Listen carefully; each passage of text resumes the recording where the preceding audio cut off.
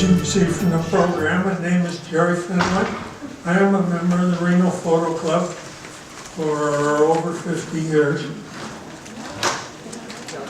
As you can tell,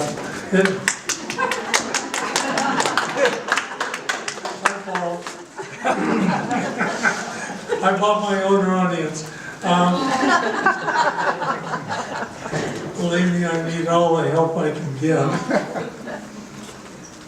Anyway, I'm a photographer who happens to like birds, their color, their actions, and so on. And over the years, isn't it fascinating how things happen?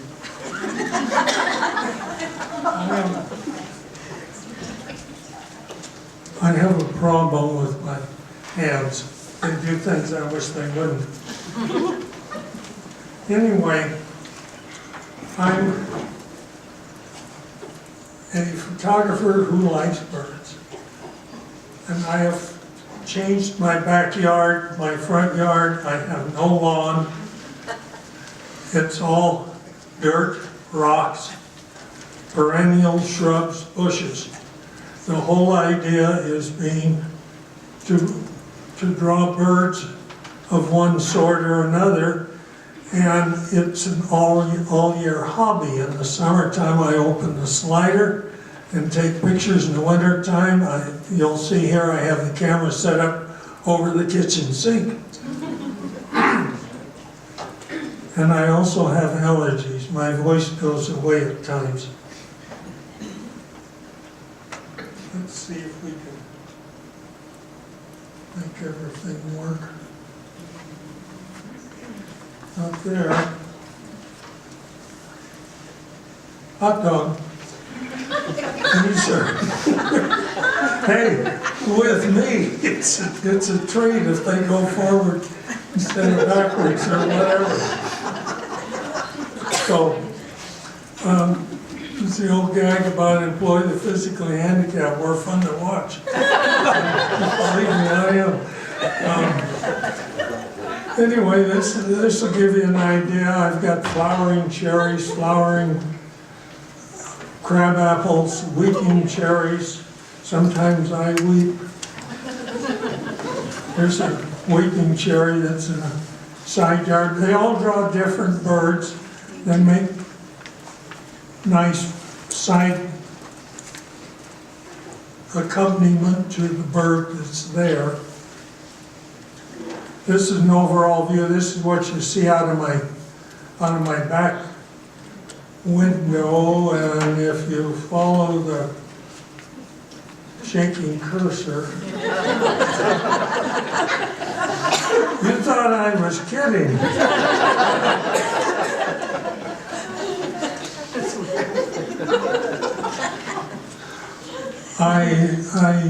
You never give me nitroglycerin, but man, if you need a can of spray paint, Chuck.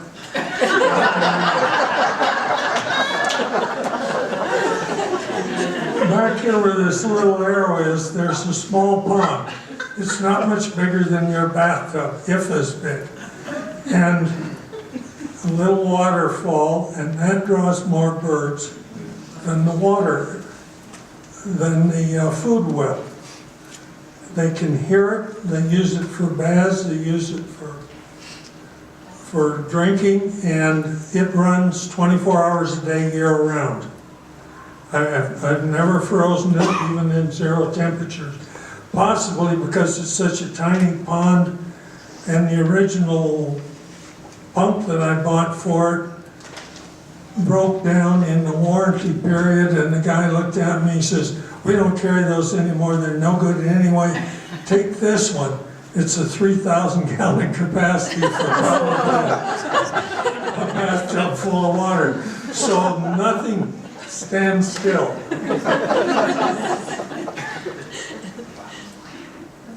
Here you can get a little view of it as it's.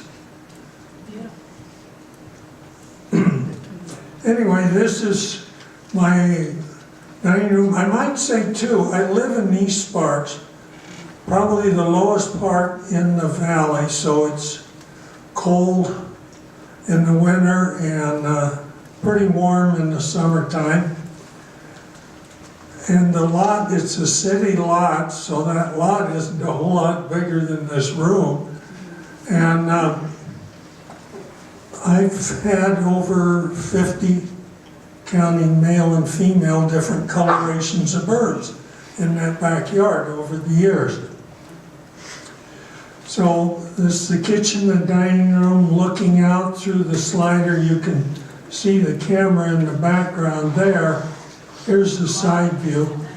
I use, for those of you who might care, right now I'm using a Canon 5DS camera with a 600 millimeter lens and a good part of the time a 1.4 extender.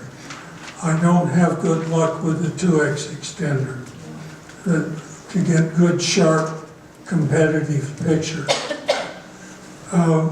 This shows it with a better beamer. I have the newer model that Mike mentioned, and I can't remember its name either.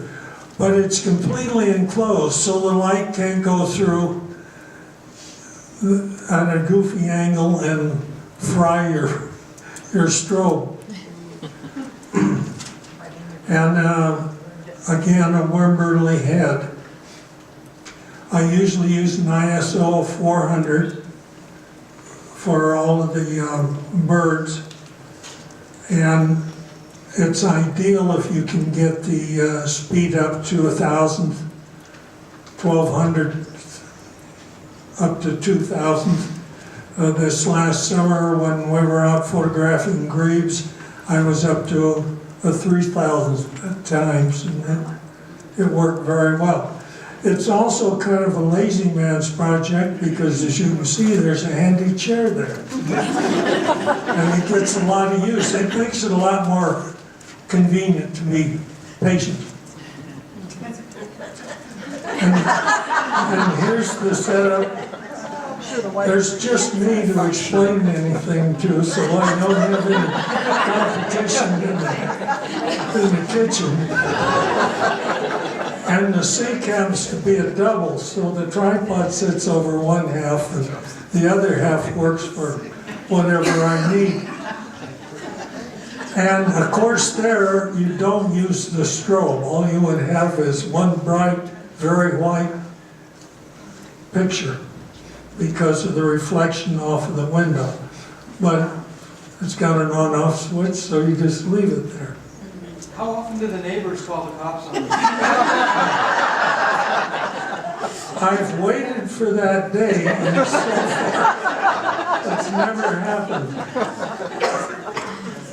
As you folks are finding out, and they already know, I'm a little eccentric in some ways, so they just tolerate it. One of the handy things I have is right here behind the arrow, if it'll move over to the right a bit.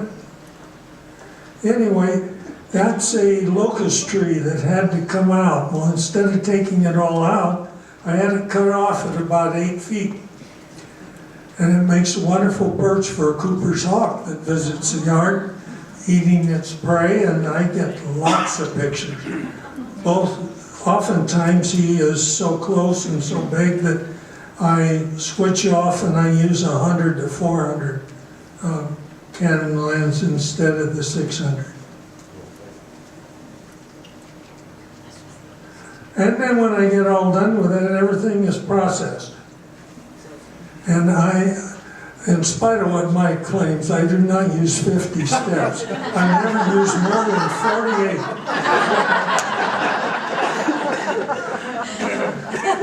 But I am a firm believer in, and after the things that I've read, you can take a picture and make things come out by doing overlays that will brighten one part, darken another, and then the dynamic contrast in on one, I heartily recommend it. And that's one of the reasons I got the 50 megapixel D5 or 5DS Canon, because it allows you to enlarge, and you can count the feathers, you can count the little spines on the feathers. It's marvelous. And then I do my own printing with an Epson 4880. I should have bought it. It doesn't relate to anything here, but I have a 10-foot panorama that I printed on this of Winnemucca Dry Lake with the water in it this spring.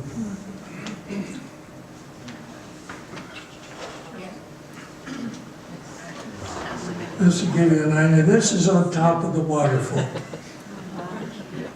And he's looking around. And there's what I call a running walnut. He's about from here to Paula. I'm sitting in the chair with a 600 millimeter lens, and he's running around picking in the rocks.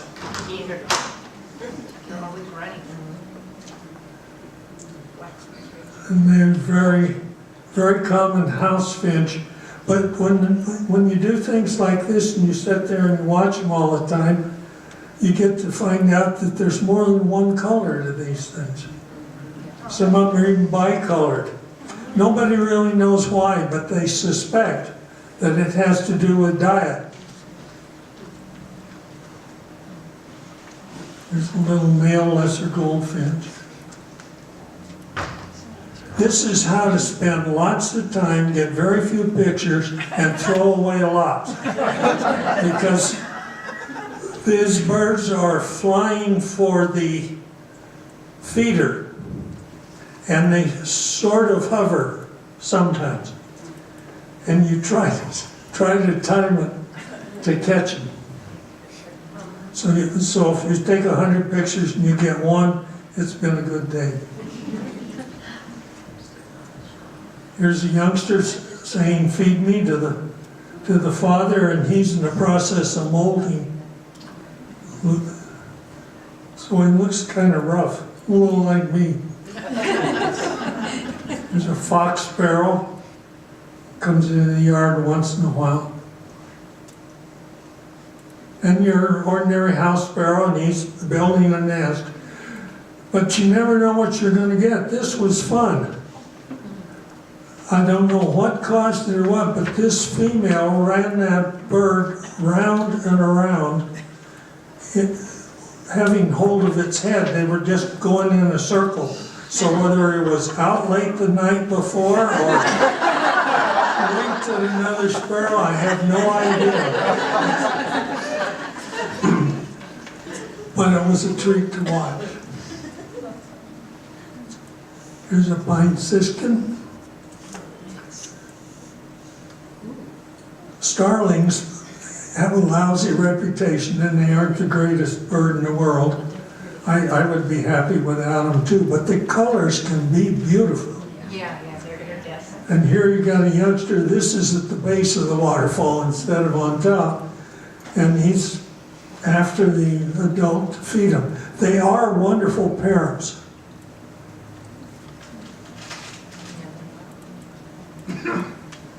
Excuse me. And here's the mourning dove. They make great food for the Cooper's hawk. Oh, yeah. No, not for Jerry. This is too doggone small to be bothered with. This is in the crabapple tree that you saw in one of the first pictures with the pair of youngsters. This is your raisin collared dove. They've eventually moved into this area from Long Beach. Excuse me.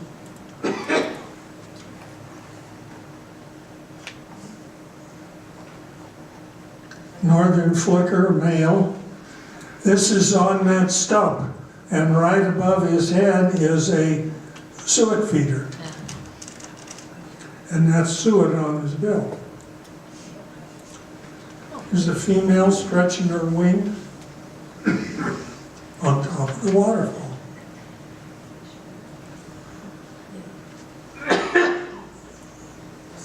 Mike?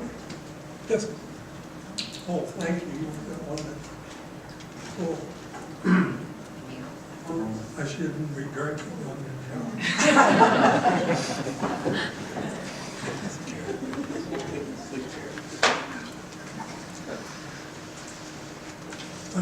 They're amazing. They're tiny little bird. And you can hear one of those drumming on a tree for 2 blocks. And of course, the scrub jay with the waterfall in the background. They look funnier than all get up when you take a bath. Northern mockingbird, the Townsend solitaire, the brewer's blackbird with his yellow eye, a hermit thrush,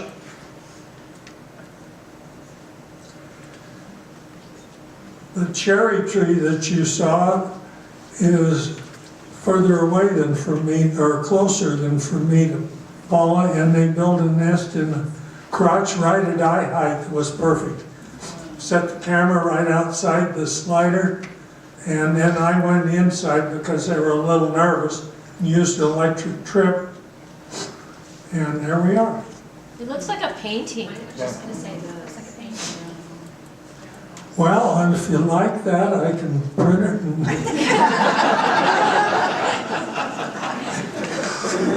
I've only got about 150 more poses.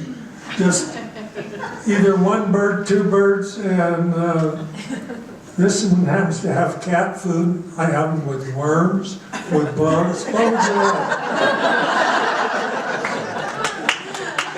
There's a youngster just out of the nest and learning to fly. He's on the edge of the pond next to the infamous waterfall. Spotted or rufous-sided, whichever you want to call it, towhee. They're fun to photograph through the window because they're almost constantly on the move. And trying to time one and get it in focus, it's like Mike and his bighorn sheep. You just happen to catch one at the right moment. It's a black-headed grosbeak, a male. A western tanager. We get those, I think they're a little higher up than where I live, but I think it's usually when we have bad weather in the mountains in the spring, and they'll come down. Little olive-sided flycatcher, a western flycatcher, a western wood pewee. Of the last 3 birds you've seen, he is the largest, but has the smallest name. Doesn't quite make sense. Here's a mountain chickadee, obviously far removed from where you would normally find him. Here's my Cooper's hawk on top of the stump with a dove that he had just caught. And here's a young Cooper's hawk. And the only thing I can figure here, that is snow in the foreground. And I think he's a little upset. A chunk of snow fell off of an evergreen that overhangs part of the pond. And I think he was under it. The white-crowned sparrow, we see a lot of in the winter. Dark-eyed juncos, the same way. This is the Oregon variety. Here's a slate-colored junco. And then Cassiar, I think is the right pronunciation. There is a slate-colored junco that's all gray. This one happens to have a brownish patch in the middle of its back, and that's what makes it Cassiar. And they're more common in the Northwest than here. Cedar waxwing,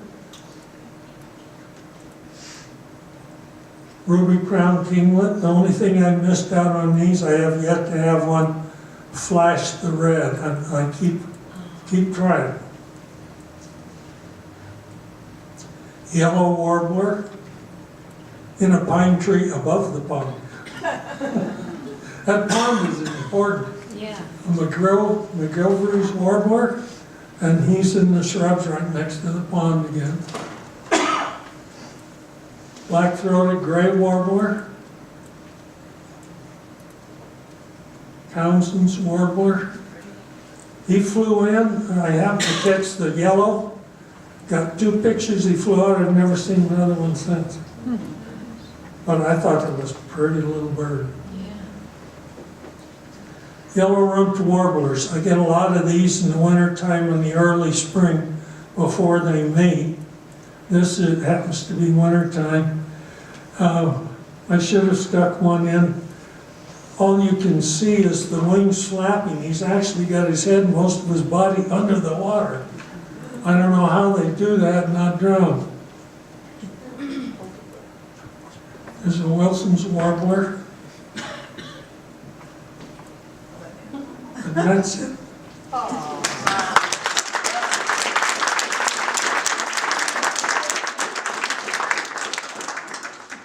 Ma'am. Do you have these on a website, Facebook, something? I'm an ornery old cuss, as one young lady will tell you back there. Only rude people have these cell phones because they go off or they look at them. I love the internet, and I have a few up on one site, but most of them are on the computer, and Mike and the rest of the members of the photo club get stuck with looking at prints of them, and I enter them in the PSA Internationals. Those grebes that Mike showed you from Pyramid Lake have been very good to me. A couple of gold medals and some various other things over the last year. Yes? So a couple questions. Do you have any specialty feed that you use to attract them? Whatever Costco sells. Their seed is good quality. I've used some cheaper ones from some of the nurseries, and you get a lot of this dust and stuff like that. It doesn't draw any birds, and all it does is make weight. And the Costco stuff is inexpensive, and I feed it like you would feed chickens. I just go out and I've got a couple of spots where I can see out of the window, and I scatter this stuff and then wait to see what I get. I get a lot of quail. And then one more question. What do you use to ID your birds? If you find them? Audubon, Cornell on the internet, in spite of the fact that I don't like cell phones and stuff. Part of that is my hands. Like I said, they shake. And when I try to type, I type in the cracks. So nothing works. I was hacked through Facebook, I was hacked through this or through that. So I manage social that way. Paula will get after me, no amount on it, but I'm happy. I've made it this far, and I figure I'm going to make it to 100. So.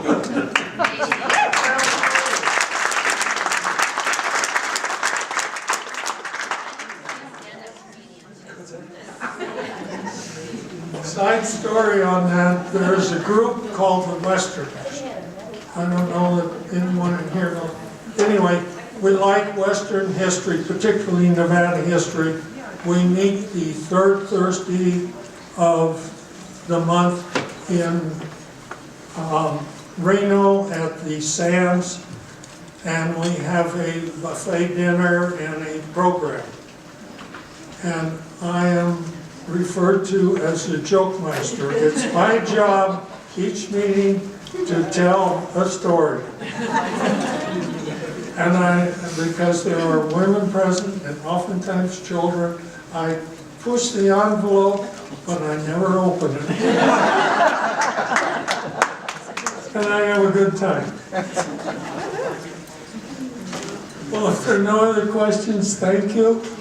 And don't let me discourage anybody.